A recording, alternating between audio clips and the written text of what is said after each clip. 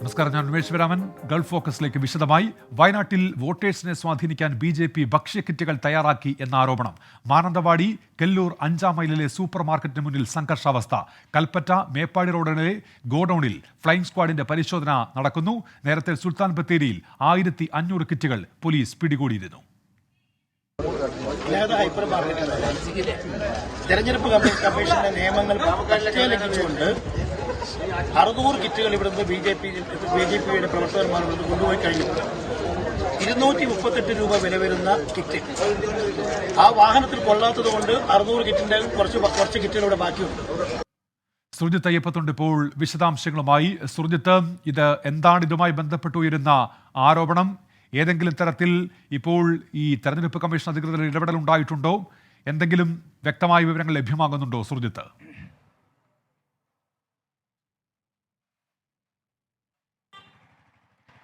ഉന്മേഷ തെരഞ്ഞെടുപ്പിന്റെ കൊട്ടിക്കലാശം സമാപിച്ചിട്ടുള്ളത് ഇതുമായി ബന്ധപ്പെട്ട് വിവാദങ്ങൾ ഉയർന്നിരിക്കുകയാണ്. ഇതിൽ പ്രധാനപ്പെട്ട കാര്യം കിറ്റുമായി ബന്ധപ്പെട്ടാണ്. ചില കിറ്റുകൾ ചിലയിടങ്ങളിൽ തയ്യാറാക്കി വെച്ചിരുന്നു, ചിലയിടങ്ങളിൽ നിന്ന് കൊണ്ടുപോയിരിക്കുന്നു എന്നുള്ളതാണ് ആരോപണം. ഇത് ബി.ജെ.പിക്ക് വേണ്ടി തയ്യാറാക്കിയ കിറ്റുകൾ എന്നുള്ള തരത്തിലുള്ള ആരോപണമാണ് ഉയർന്നിരിക്കുന്നത്. ഞാനിപ്പോൾ നിൽക്കുന്ന സ്ഥലം എന്ന് പറയുന്നത് കൽപ്പറ്റയാണ്. കൽപ്പറ്റയിലെ മേപ്പാടി റോഡിലുള്ള ഒരു സൂപ്പർ മാർക്കറ്റിൽ സമാനമായ രീതിയിൽ തന്നെ കിറ്റുകൾ ഇവിടെ നിന്ന് കൊണ്ടുപോയി എന്നുള്ള ആക്ഷേപമാണ് UDF പ്രവർത്തകർ ഉയർത്തുന്നത്. സമാനമായ രീതിയിൽ തന്നെ സുൽത്താൻ ബത്തേരിയിൽ ഇതുപോലെ തന്നെ രഹസ്യവിവരത്തിന്റെ അടിസ്ഥാനത്തിൽ ബത്തേരിയിലെ മൊത്ത വിതരണ സ്ഥാപനത്തിൽ പരിശോധന നടത്തിയിരുന്നു.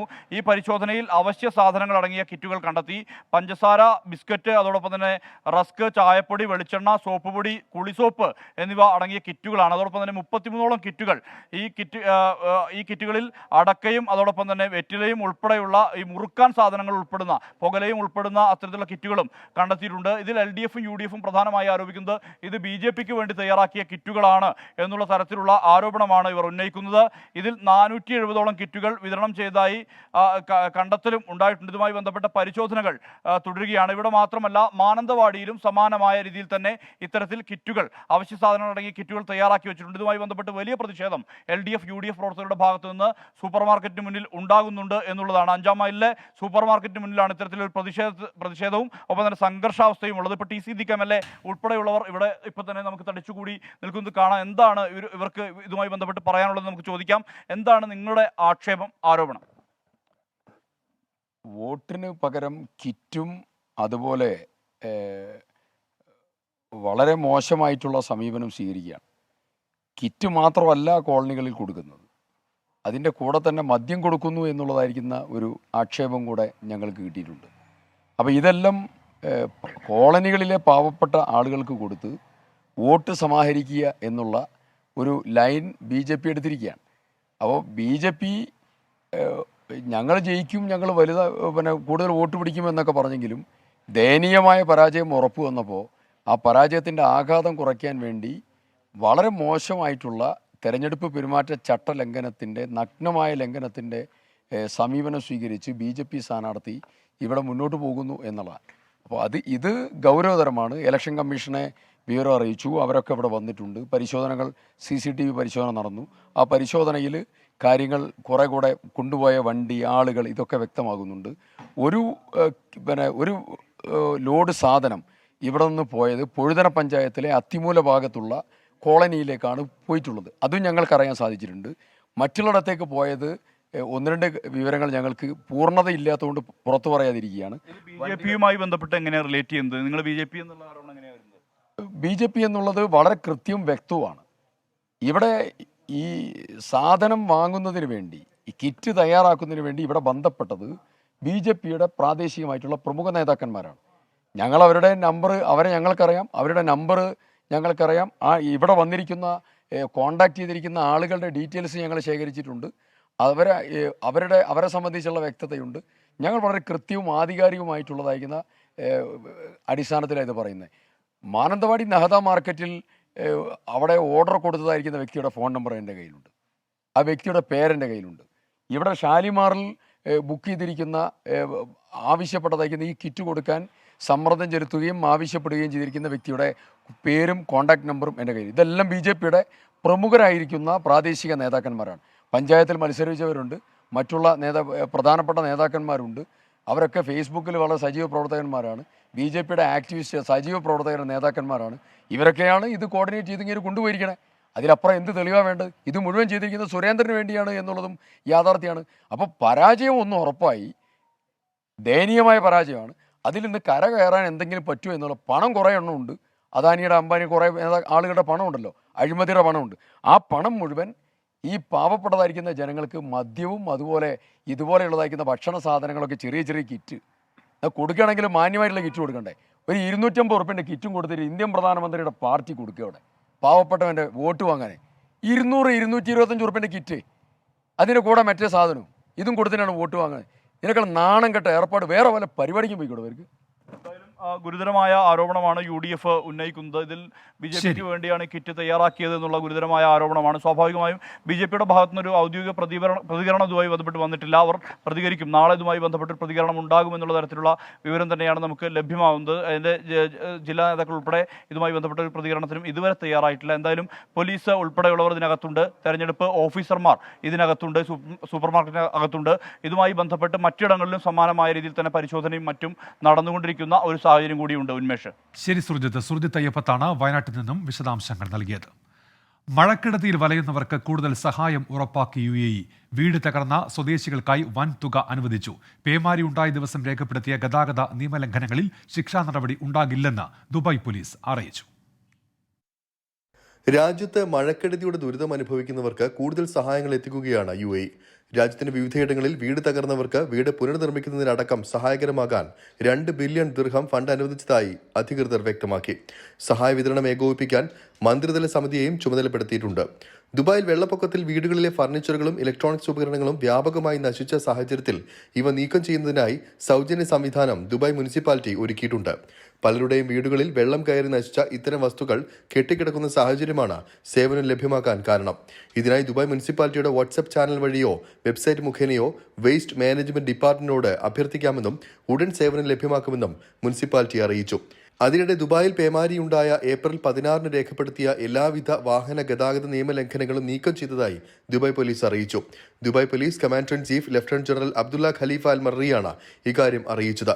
നേരത്തെ ന്യൂനമർദ്ദം നാശം വിതച്ച ഒരാഴ്ചക്കാലത്തെ ഗതാഗത നിയമലംഘനങ്ങൾ ഷാർജ പോലീസും എഴുതി തള്ളിയിരുന്നു. അതേസമയം വെള്ളക്കെട്ട് നീക്കി ഷാർജയിലെ എല്ലാ റോഡുകളും ഗതാഗതത്തിന് തുറന്നുകൊടുത്തതായി ഷാർജയിലെ emergency crisis and disaster management team അറിയിച്ചിട്ടുണ്ട്. 24 ദുബായ്. ഖത്തറിൽ നിരവധി സ്ഥാപനങ്ങളുടെ ഉടമയായ തലശ്ശേരി കല്ലിക്കണ്ടി തൃപ്പങ്ങോട്ടൂർ സ്വദേശി തുടിയിലത്ത് ഇസ്മായിൽ നാട്ടിൽ കഴിയവെ അന്തരിച്ചു. 62 വയസ്സായിരുന്നു. ദോഹയിലെ അൽ ഹിജാസി സൂപ്പർ മാർക്കറ്റ് ഉൾപ്പെടെയുള്ള സ്ഥാപനങ്ങളുടെ ഉടമയാണ്. 2 വർഷമായി ഇദ്ദേഹം നാട്ടിലായിരുന്നു. ഇന്ന് പുലർച്ചെയായിരുന്നു അന്ത്യം. സംസ്കാരം തൃപ്പങ്ങോട്ടൂർ ജുമാ മസ്ജിദ് ഖബർസ്ഥാനിൽ നടന്നു. UAE അജ്മനിൽ മുത്തപ്പൻ തിരുവപ്പന മഹോത്സവത്തിനായുള്ള ഒരുക്കങ്ങൾ പുരോഗമിക്കുന്നു. ഈ മാസം 27, 28 തീയതികളിൽ അജ്മാൻ ഇന്ത്യൻ അസോസിയേഷൻ ഹാളിലാണ് ഉത്സവം നടക്കുക. 10ഓളം തെയ്യം കലാകാരന്മാർ തിരുവപ്പന മഹോത്സവത്തിനായി കണ്ണൂരിൽ നിന്ന് അജ്മാനിലെത്തും. 15,000-ഓളം ഭക്തർക്ക് അന്നദാനം നടത്തുമെന്നും സംഘാടകർ അറിയിച്ചു. കുട്ടികളുടെ ചോറൂണിനുള്ള സൗകര്യവും ഉണ്ടാകും. യമനിലെ ജയിലിൽ കഴിയുന്ന നിമിഷപ്രിയയെ 12 വർഷത്തിന് ശേഷം നേരിൽ കണ്ട് മാതാവ് പ്രേമകുമാരി. കണ്ടയുടനെ നിമിഷപ്രിയ തന്നെ കെട്ടിപ്പിടിച്ചെന്നും കുറേ നേരം മകൾക്കൊപ്പം ചെലവഴിക്കാൻ സാധിച്ചെന്നും പ്രേമകുമാരി 24നോട് പറഞ്ഞു. നിമിഷപ്രിയയുടെ മോചനത്തിനായുള്ള ചർച്ചകൾ ഉടൻ ആരംഭിക്കും. 12 വർഷമായ കാത്തിരിപ്പ്. ഒരു നോക്കു കാണാനുള്ള അമ്മയുടെയും മക്കളുടെയും ആഗ്രഹം യാഥാർത്ഥ്യമായി. ഏറെ വൈകാരികമായ നിമിഷമായിരുന്നു അതെന്ന് കണ്ടുനിന്നവർ. സേവ നിമിഷപ്രിയ ഫോറം അംഗം സാമുവൽ ജെറോമിനൊപ്പമാണ് പ്രേമകുമാരി സനയിലെ ജയിലിലെത്തി നിമിഷപ്രിയയെ കണ്ടത്. ഇരുവർക്കും സംസാരിക്കാൻ 2 മണിക്കൂറിലധികം സമയം അധികൃതർ അനുവദിച്ചു. അവളും മമ്മി കരയരുത്, സന്തോഷമായിട്ടിരിക്കണം, കാര്യങ്ങളെല്ലാം ശരിയാകും എന്ന് പറഞ്ഞ് അവളും കരയുവാണ് കെട്ടിപ്പിടിച്ച്. ഞങ്ങൾ വർഷങ്ങളായിട്ട് കണ്ടിട്ടില്ല. അവളെ കല്യാണം കഴിച്ചു കൊടുത്ത പിന്നെ ഞാൻ ഇന്ന് കാണുവാണ്. പക്ഷെ അവള് ഈ യമൻ രാജ്യത്തിന്റെ കരുണ കൊണ്ടും ദൈവകൃപ കൊണ്ടും അവൾ നന്നായിട്ടിരിക്കുന്നു.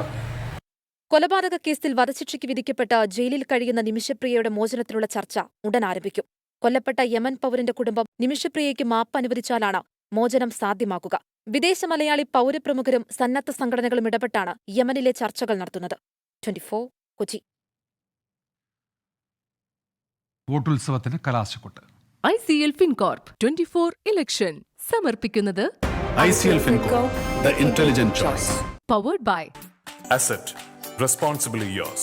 Laza Premium Gold, the universe's finest ice cream. In association with Durashine Roof and Wall Sheets, ഒരു ടാറ്റ ബ്ലൂസ്കോപ്പ് സ്റ്റീൽ ഉൽപ്പന്നം. ACCA, CMA, CA പഠിച്ച് ജയിക്കാനുള്ള ശരിയായ മാർഗം. എലാൻസ് 0% പണിക്കൂലി, 100% സന്തോഷം. Al Muqtadir jewellery group, India, UAE. MGM Group of Institutions.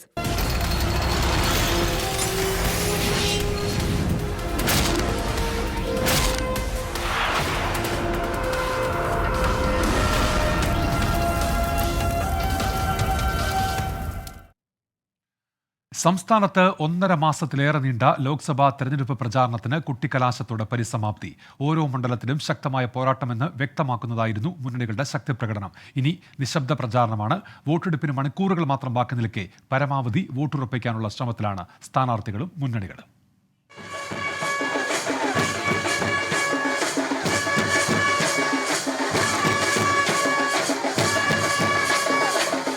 ഇന്ത്യയുടെ ആഗോള പൗരൻ ആ വേഷവിധാനങ്ങളെല്ലാം അഴിച്ചുവെച്ച് സാധാരണക്കാരുടെ ആവേശങ്ങളുടെ ഭാഗമായ നിമിഷം.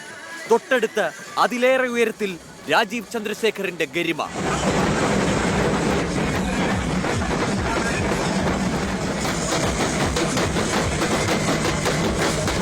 ചെങ്കിരീടമണിഞ്ഞ് പന്ന്യൻ രവീന്ദ്രൻ പഴയ രാജവീഥികളിൽ പഴയ തൊഴിലാളി നേതാവിന്റെ ഗാംഭീര്യത്തോടെയുള്ള പോക്കാണ്.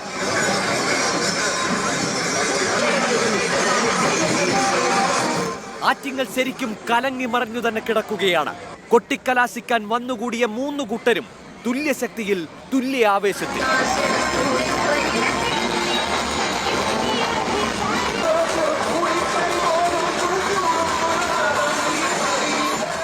കൊല്ലത്തൊന്നും ഏകപക്ഷീയമല്ല.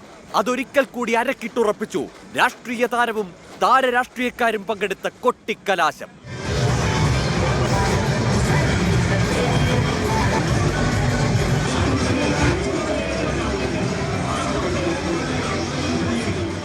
ഈസി വാക്ക് ഓവറിൽ നിന്ന് ടൈറ്റ് ഫൈറ്റിലേക്കുള്ള പോക്ക് മാവേലിക്കരയുടെ ഓരോ ശ്വാസത്തിലുമുണ്ട്. ധനതത്വശാസ്ത്രം പഠിപ്പിക്കുന്ന കണക്കുകൾക്കപ്പുറമായിരുന്നു പത്തനംതിട്ടയുടെ കലാശം. അത് 5ാം കാലത്തിനുമപ്പുറം പുതിയ ഗണിതങ്ങൾ തീർത്തു.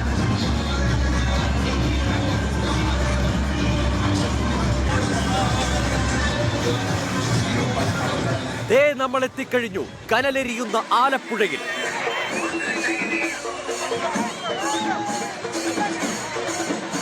കോട്ടയത്തിപ്പോഴും കൺഫ്യൂഷൻ ഉണ്ട്.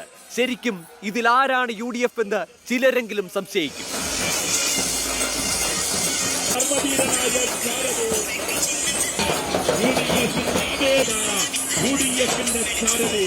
ഹൈറേഞ്ചിലെ കാര്യം ഒന്നും പറയണ്ട, പൊളിയെന്നല്ലാതെ എന്ത് വിളിക്കാൻ.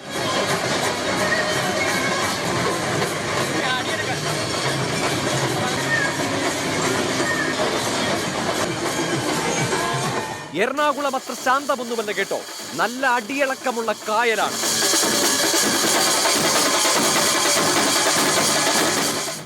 ചാലക്കുടിയിൽ വരുന്നവരും പോകുന്നവരുമൊക്കെ രാഷ്ട്രീയ ക്ലാസ് എടുക്കുന്നുണ്ട്. തീരുമാനമാകാൻ സമയമെടുക്കുമായിരിക്കും.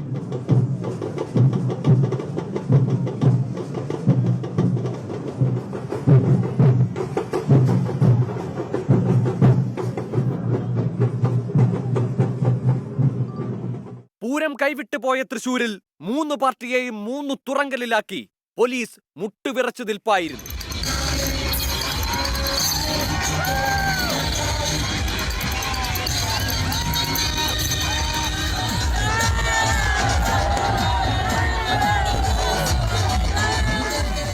ആലത്തൂരിൽ പാട്ടുമുണ്ടായിരുന്നു, ആട്ടവും.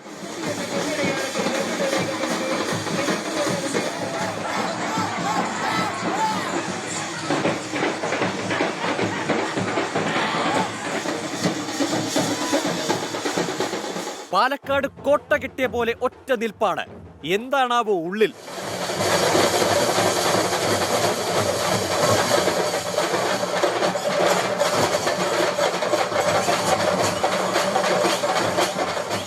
പൊന്നാനിയിൽ തകർത്തു വാരുകയായിരുന്നു. സമസ്ത ജാതി മത വിഭാഗങ്ങളിലും പെട്ടവർ ഒന്നു ചേർന്ന്.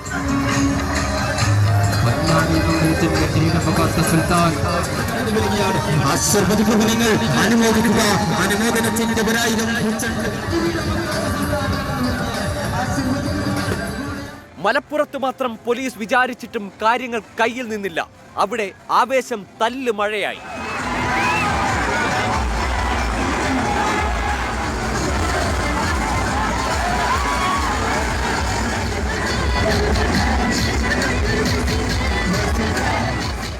കോഴിക്കോട്ടെ കാര്യങ്ങൾ എന്തെങ്കിലും മനസ്സിലായോ?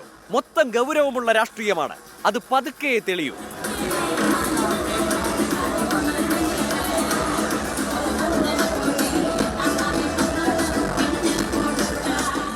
ഇനി ശബ്ദമുണ്ടാക്കാതെ പോയി നോക്കാം. സ്ഥലം വടകരയാണ്. എന്തൊക്കെയാണ് അവിടെ നടക്കുന്നതെന്ന് വല്ല പിടിയുമുണ്ടോ?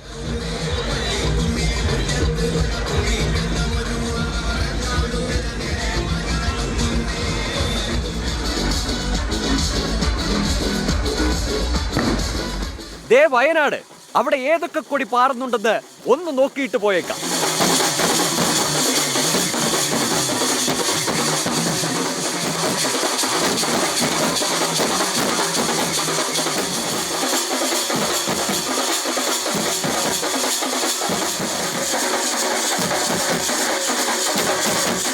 എന്റെ അമ്മോ എന്ന് വിളിച്ചു പോകും. ഇത് കണ്ണൂരാണ്. വേറൊന്നും പറയാനില്ല.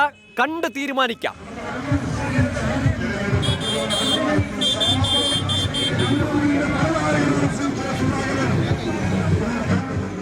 ദേ അത്യുത്തര കേരളത്തിൽ എത്തിക്കഴിഞ്ഞു. ഇനിയില്ലല്ലോ ആർക്കും സംശയം.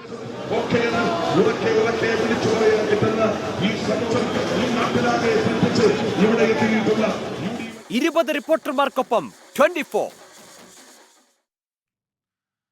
തെരഞ്ഞെടുപ്പ് പ്രചാരണ കുട്ടിക്കലാശത്തിനിടെ ചിലയിടങ്ങളിൽ സംഘർഷം. കൊല്ലം കരുനാഗപ്പള്ളിയിൽ കല്ലേറിൽ CR മഹേഷ് MLAയ്ക്കും പോലീസ് ഉദ്യോഗസ്ഥർക്കും പരിക്കേറ്റു. നെയ്യാറ്റിൻകരയിൽ KSRTC ബസിന് കേടുപാടുണ്ടായി. മലപ്പുറം കുന്നുമലിൽ പോലീസ് ലാത്തി വീശി. കരുനാഗപ്പള്ളിയിൽ CPIM കോൺഗ്രസ് പ്രവർത്തകർ തമ്മിലാണ് സംഘർഷമുണ്ടായത്. കല്ലേറിൽ CR മഹേഷ് MLA, CPIM സംസ്ഥാന കമ്മിറ്റി അംഗം സൂസൻ കോടി, Karunagappally ACP Pradeep Kumar, senior civil police officer Hashim തുടങ്ങിയവർക്ക് പരിക്കേറ്റു. വലിയ തോതിൽ സംഘടിച്ച് ആക്രമിക്കുകയായിരുന്നു. ആ കൂട്ടത്തിൽ ഞാൻ ആക്രമിക്കാൻ വന്ന പ്രവർത്തകരെ, പ്രകോപനപരമായി വന്ന പ്രവർത്തകരെ ശാന്തരാക്കാൻ ഇടപെട്ട സമയത്താണ് പാറക്കല്ല് ഉപയോഗിച്ചുകൊണ്ട് നെഞ്ചത്ത് ഏറ് കിട്ടിയത്, നെഞ്ചത്ത് എറിഞ്ഞത്. പോലീസിന്റെ കണ്ണീർവാതക പ്രയോഗത്തിൽ കുട്ടികൾക്കുൾപ്പെടെ ദേഹാസ്വാസ്ഥ്യമുണ്ടായി.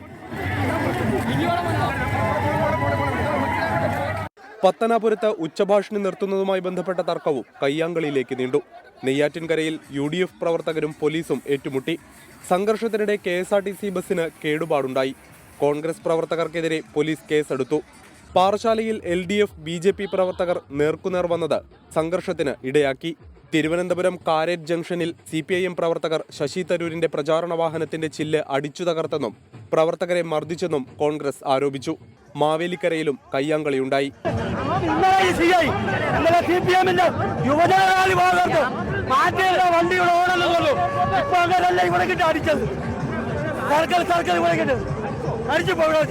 മലപ്പുറം കുന്നുമലിൽ UDF പ്രവർത്തകർക്ക് നേരെ പോലീസ് ലാത്തി വീശി. റൗണ്ടാരയ്ക്ക് മുകളിൽ കയറിയ പ്രവർത്തകരെ താഴെയിറക്കാൻ പോലീസ് ബുദ്ധിമുട്ടി.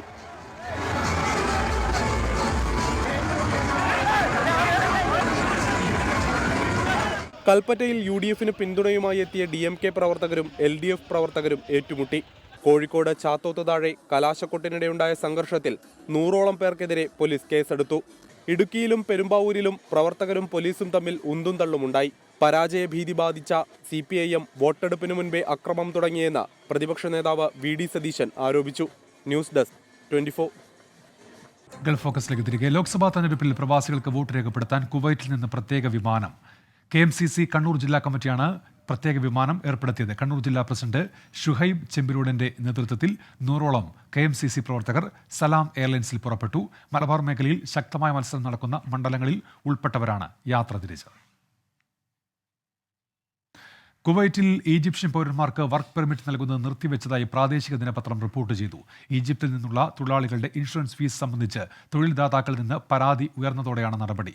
ഉന്നത വിദ്യാഭ്യാസ യോഗ്യതയുള്ളവർക്ക് മുൻഗണന നൽകിക്കൊണ്ട് ഈജിപ്ഷ്യൻ തൊഴിലാളികളെ റിക്രൂട്ട് ചെയ്യുന്നതിന് നിയന്ത്രണം ഏർപ്പെടുത്തുമെന്നും അധികൃതർ വ്യക്തമാക്കി.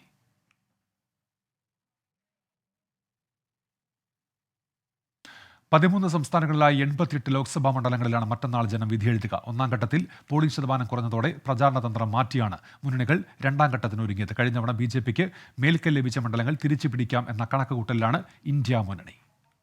2019 സഖ്യകക്ഷികൾ നേടിയ 2 സീറ്റ് ഉൾപ്പെടെ 88-ൽ 64 മണ്ഡലങ്ങളിലും BJPക്കായിരുന്നു വിജയം. 18 സീറ്റുകളാണ് കോൺഗ്രസ് നേടിയത്. ഇത്തവണ കേരളമൊഴിച്ചാൽ രണ്ടാം ഘട്ടത്തിലെ പ്രധാന പോരാട്ടം കർണാടകയിലാണ്. മറ്റന്നാൾ വോട്ടെടുപ്പ് നടക്കുന്ന 14 മണ്ഡലങ്ങളിൽ കഴിഞ്ഞ തവണ 13 BJPക്കൊപ്പമായിരുന്നു. മോദി ഗ്യാരണ്ടി പ്രചാരണത്തിലൂടെ വിജയം ആവർത്തിക്കാനാകുമെന്നാണ് BJPയുടെ പ്രതീക്ഷ.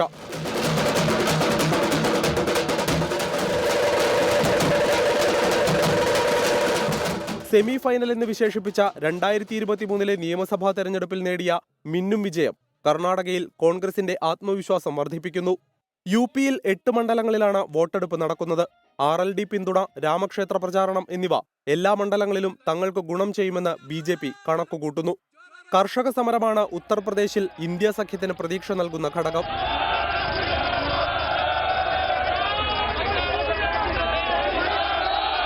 രാജസ്ഥാനിലെ 13 സീറ്റുകളിൽ 12ലും BJP കോൺഗ്രസ് നേർക്കുനേർ പോരാട്ടമാണ്. BJP ഏറെ പ്രതീക്ഷ വയ്ക്കുന്ന മധ്യപ്രദേശിൽ 7ഉം മഹാരാഷ്ട്രയിൽ 8 മണ്ഡലങ്ങളിലും രണ്ടാം ഘട്ടത്തിൽ തെരഞ്ഞെടുപ്പ് നടക്കും.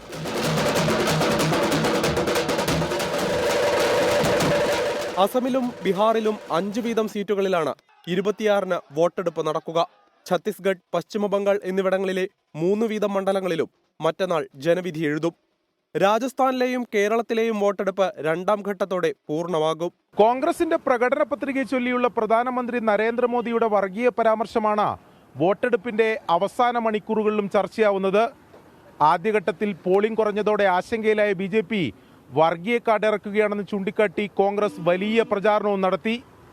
മോദിയുടെ പ്രസംഗവും അതേ തുടർന്നുള്ള രാഷ്ട്രീയ വിവാദങ്ങളും രണ്ടാം ഘട്ട തെരഞ്ഞെടുപ്പിൽ പ്രതിഫലിച്ചേക്കാം. ബംഗളൂരുവിൽ നിന്ന് അരുൺ പൂപ്പറമ്പ, 24. ഗൾഫ് ഫോക്കസ് പൂർത്തിയാകുന്നു.